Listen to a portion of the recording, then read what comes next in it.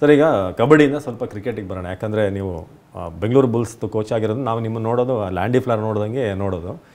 RCB ಈ ಸಲ ಅದ್ರ ಕಪ್ ಗೆಲ್ಲುತ್ತಾ ಸರ್? ಗೆಲ್ಬೇಕು ಸರ್.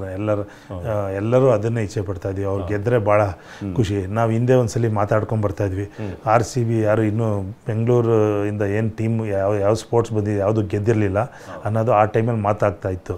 ನಾವು ಬೆಂಗಳೂರು ಬುಲ್ಸ್ ಗೆದ್ದ ಮೇಲೆ ಫುಟ್ಬಾಲ್ ಬೆಂಗಳೂರು ಗೆದ್ದರು, ಅದು ಖುಷಿ ಆಯಿತು. ಇನ್ನೊಂದು ನಿರೀಕ್ಷೆ, ಎಲ್ಲರೂ ಆ ನಿರೀಕ್ಷೆಯಲ್ಲಿದ್ದೀವಿ.